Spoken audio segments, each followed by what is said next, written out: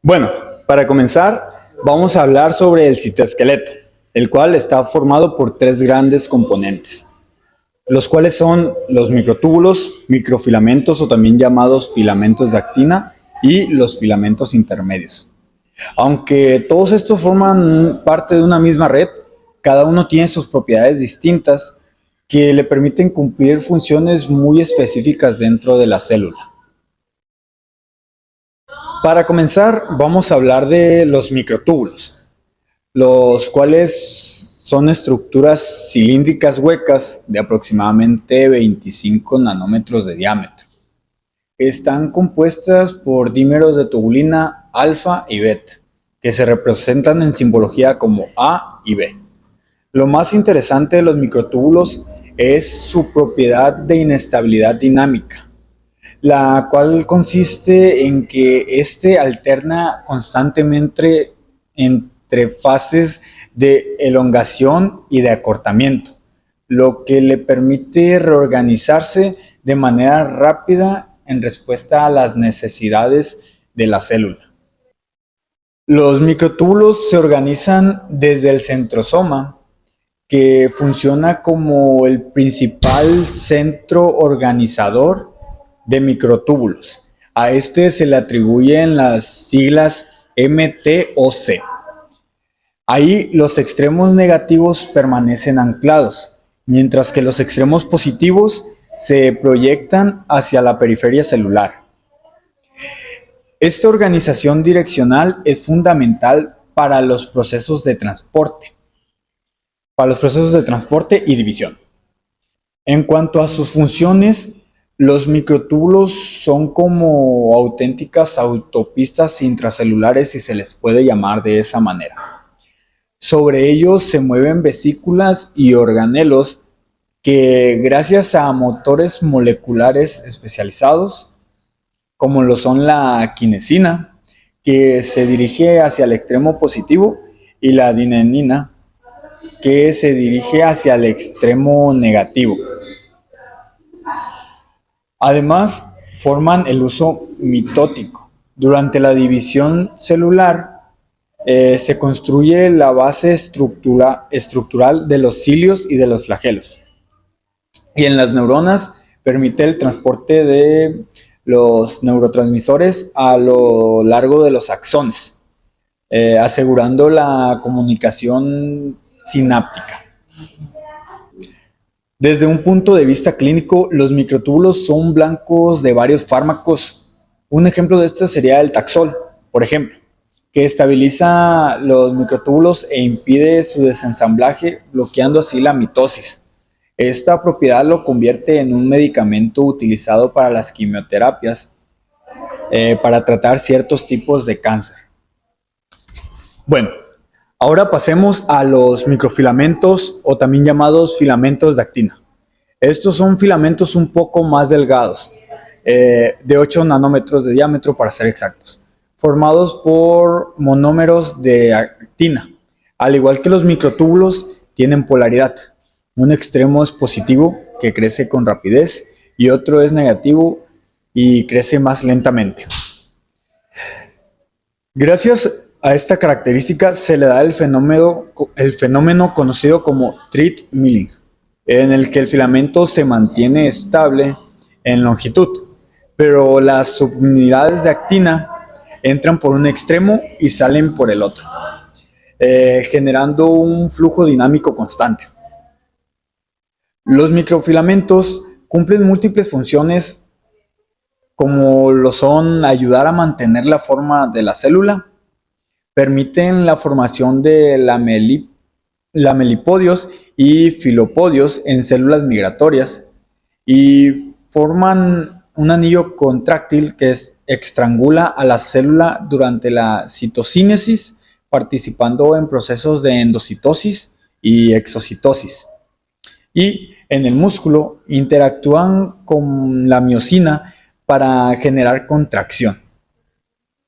Algunos ejemplos que muestran su importancia es en el intestino. Los microfilamentos de actina forman microvellosidades que amplían la superficie de absorción, y en las células inmunes la actina reorganiza las membranas para generar pseudópodos que fagocitan a las bacterias. Finalmente, hablemos de los filamentos intermedios. Estos son un poco más gruesos que los microfilamentos, con unos 10 nanómetros de diámetro, y se caracterizan por ser más estables y resistentes. A diferencia de los microtúbulos y microfilamentos, estos no presentan una polaridad ni dinámicas de tan rápido ensamblaje y desensamblaje.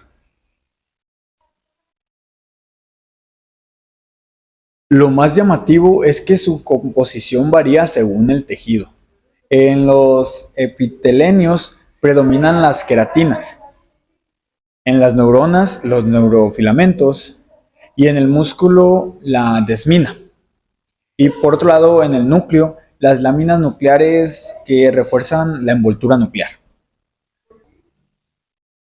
Su función principal es otorgar la resistencia mecánica, protegiendo a la célula contra tensiones externas. Además, conecta células vecinas mediante desmosomas, reforzando la cohesión de los tejidos.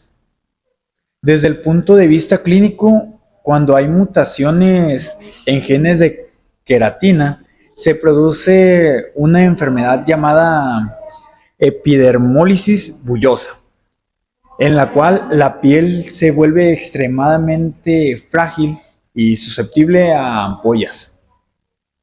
Ahora les voy a hablar sobre el papel en funciones celulares. Entre ellas está en la forma y polaridad celular. El citoesqueleto no solo da soporte, sino que también define la identidad espacial de la célula. Los filamentos de actina forman el cortejo cortical bajo la membrana plasmática, que determina la forma celular y la generación de proyecciones como lo son los lamelipodios, filopodios y microvellosidades. Los microtúbulos actúan como un sistema de coordenadas internas, orientan la posición de organelos, dirigen la secreción y establecen la simetría, como la diferencia entre membrana apical y basal en epitelios. Los filamentos intermedios más estables fijan núcleos y uniones celulares, asegurando la cohesión tisular. La polaridad se regula a través del GTPase de la familia RHO, como CDC42, RAC y RHO, que coordinan el crecimiento de actina y la orientación de microtúbulos.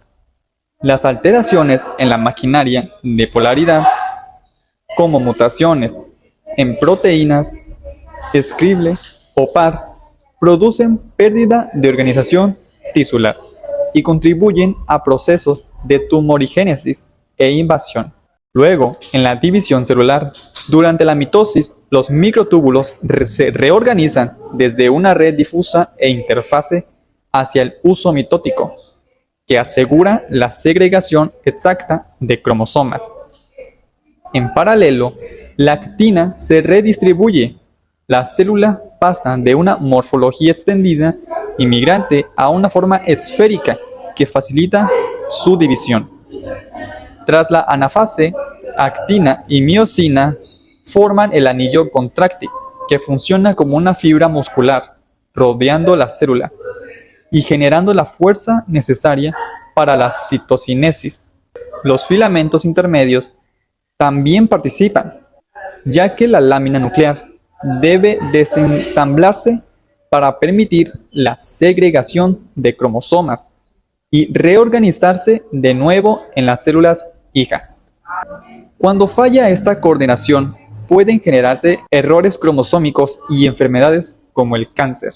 En el transporte intracelular y organización espacial, los microtúbulos funcionan como autopistas intracelulares, donde las kineisinas se desplazan hacia el extremo positivo y adeneínas hacia el negativo, transportando vesículas y mitocondrias lisosomas e incluso los virus.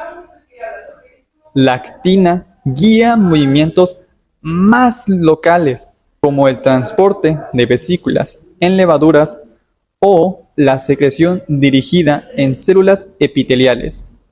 Un ejemplo clásico es la miosina V, que transporta vesículas y ARN mensajeros hacia brotes celulares en levaduras, asegurando que el material llegue a sitios de crecimiento.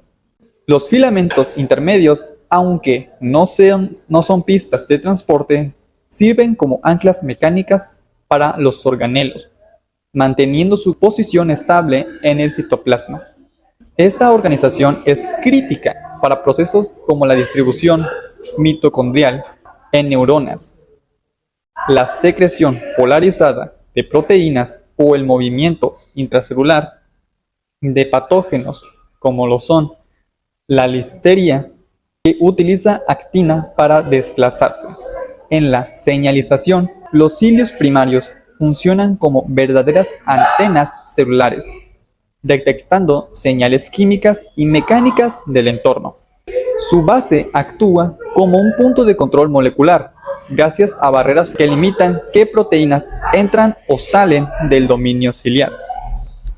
En células renales, los cilios primarios detectan el flujo de orina, y fallos en esta función llevan a enfermedades como la poliquistosis renal. En células inmunes, la dinámica del citoesqueleto regula la formación de la sinapsis inmunológica, una plataforma de comunicación altamente organizada. Alteraciones en la señalización mediada por citoesqueleto se asocian con ciliopatías, cáncer y en defectos del desarrollo. En la resistencia mecánica y estabilidad, los filamentos intermedios son los principales responsables de la resistencia a la tensión y al estrés mecánico. En epitelios, las queratinas conectan desmosomas entre células, creando una red continua que refuerza el tejido. En las neuronas, los neurofilamentos controlan el diámetro axonal y determinan la velocidad de conducción del impulso nervioso. En los músculos, la desmina organiza los sarcómeros y mantiene la alineación contráctil. Algunos ejemplos clínicos incluyen las mutaciones en queratinas, que producen una enfermedad en la que la piel se vuelve extremadamente frágil, y en mutaciones en desmina que provocan miopatías con debilidad muscular progresiva.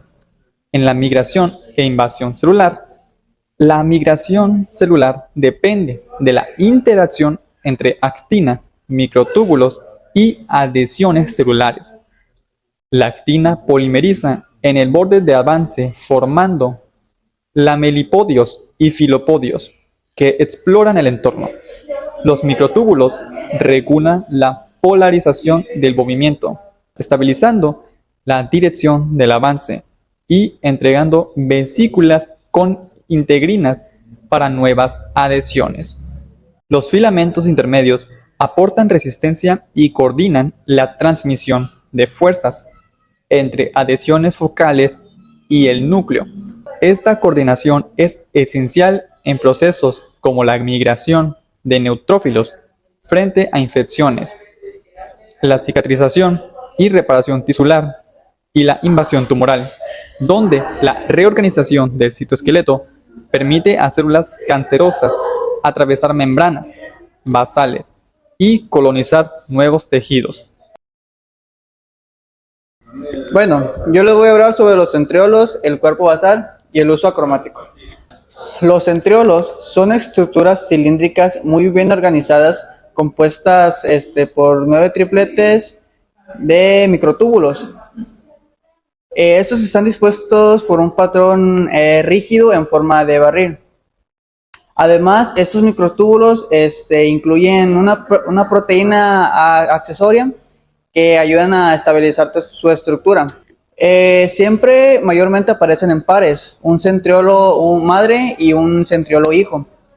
Estos pares se ubican dentro del centrosoma, que este es el que organiza la forma entre sí, lo que ayuda a facilitar su cooperación en los procesos celulares. El centrosoma que los contiene está rodeada por la matriz pericentorial o la PCM.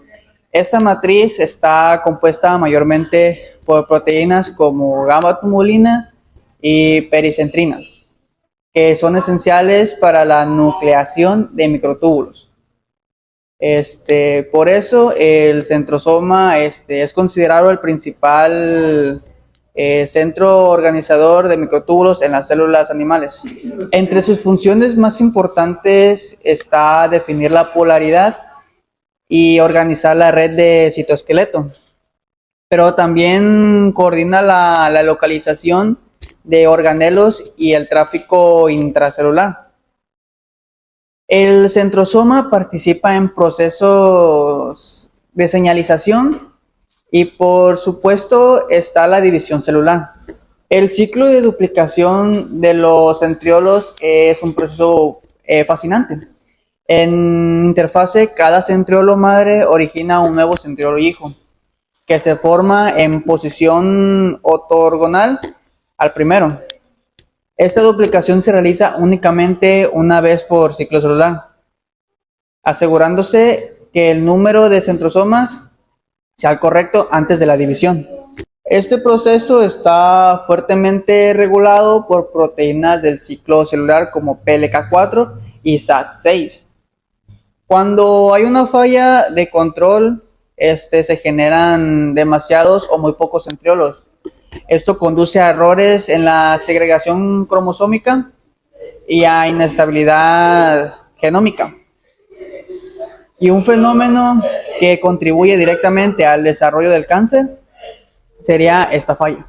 Los centriolos también pueden migrar hacia la membrana plasmática y se transforman en cuerpos basales.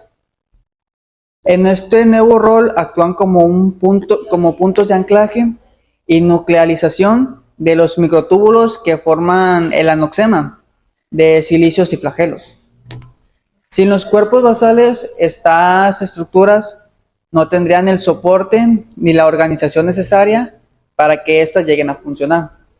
La función del cuerpo basal es clave, no solo para la motilidad, sino también para la sensorialidad, que permite la formación de silicios móviles que baten coordinadamente para desplazar fluidos.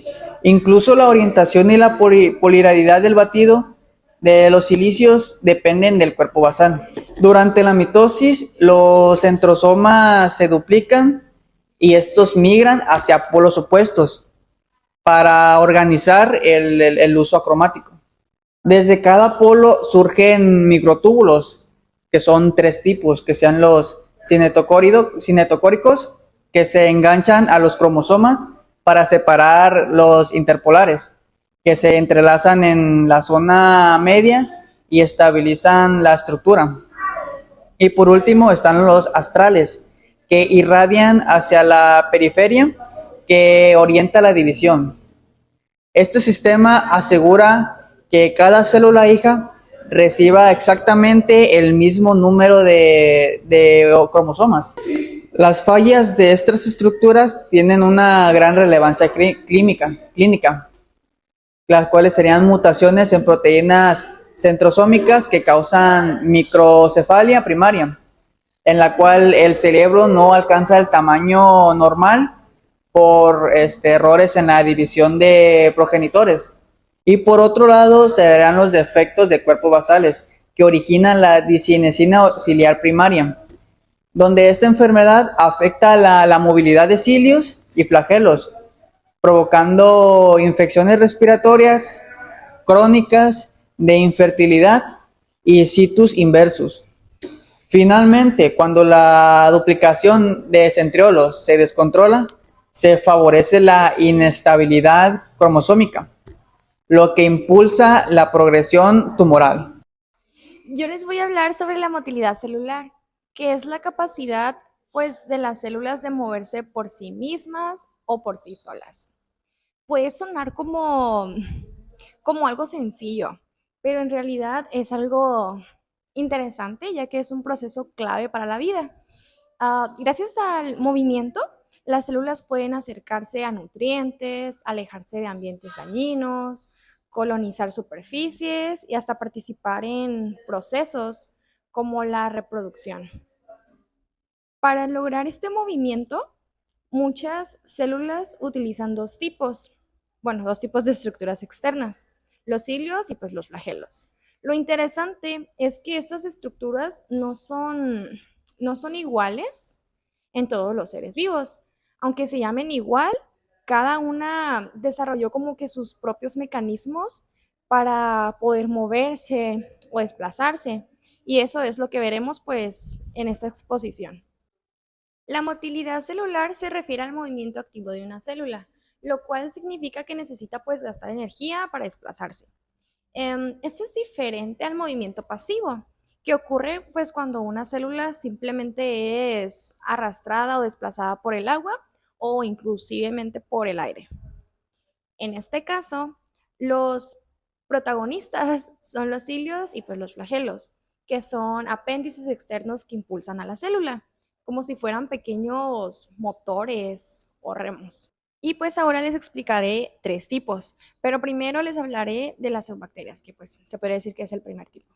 En las eubacterias, pues los flagelos son la estructura principal de motilidad. Tienen una estructura de, por ejemplo, los flagelos bacterianos. Um, los flagelos bacterianos están hechos de una proteína llamada flagelina. Estos se insertan en la membrana y pues en la pared celular mediante un complejo llamado cuerpo basal. Su mecanismo de acción es muy interesante, ya que funcionan como un motor que gira pues gracias a la energía de un gradiente de protones. Este giro mueve el flagelo como si fuera una hélice de barco.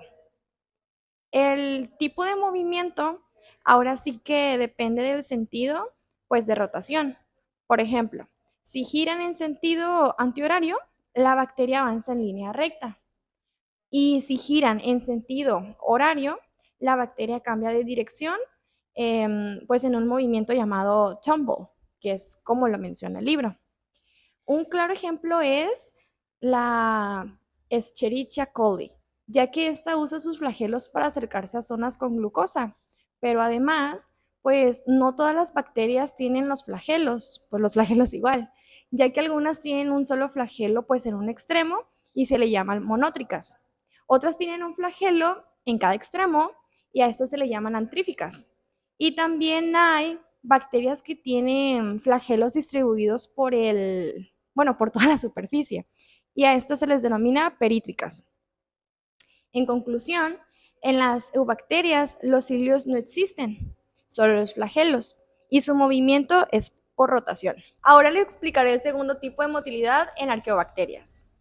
Las arqueobacterias también tienen flagelos, pero no son iguales a los de las bacterias. En primer lugar, no están formados por flagelina, sino por proteínas únicas de las arqueas. Además, estas se ensamblan de forma distinta. Estas crecen desde la base hacia afuera, a diferencia pues de los bacterianos. Su movimiento también es rotatorio, pero el motor molecular es muy distinto al de las bacterias.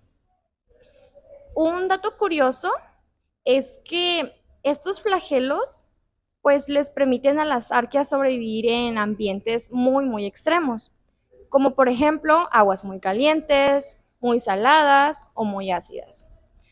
Un ejemplo muy claro son las arqueas halófilas, que viven en lagos con una concentración muy alta de sal y pues utilizan sus flagelos para desplazarse hacia zonas con mejores nutrientes. Por lo tanto, aunque se parezcan, los flagelos de arqueas son únicos y no deben confundirse con los de las bacterias. Y finalmente el tercer tipo es motilidad en eucarias.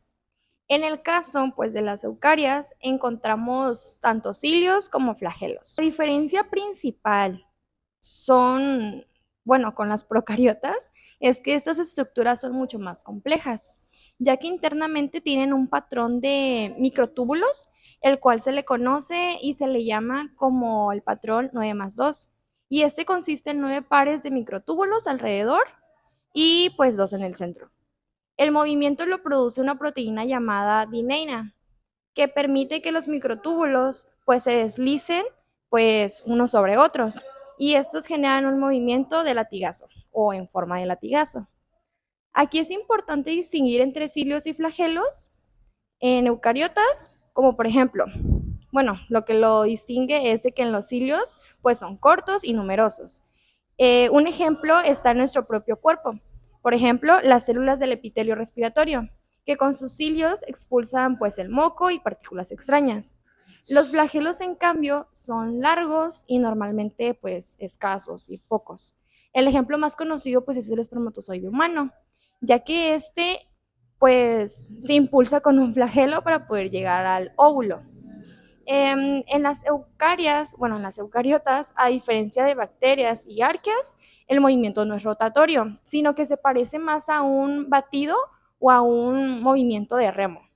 Además, sus funciones pues no se limitan a la locomoción, sino que también ayudan a mover fluidos pues dentro de órganos como en las trompas de falopio, que es donde los hilos ayudan pues a transportar al óvulo. Y finalmente, si comparamos los tres dominios, encontramos diferencias muy notorias e importantes, como por ejemplo, en las subbacterias los flagelos están hechos de flagelina. Estos giran como hélices y funcionan con un motor rotatorio. En las arqueas los flagelos están hechos de proteínas únicas. También giran, pero estos tienen un mecanismo y un conector pues totalmente diferente. Y finalmente, pues en las eucarias existen cilios y flagelos formados por microtúbulos en el patrón de 9+2 y se mueven con un batido tipo látigo gracias a la dineína.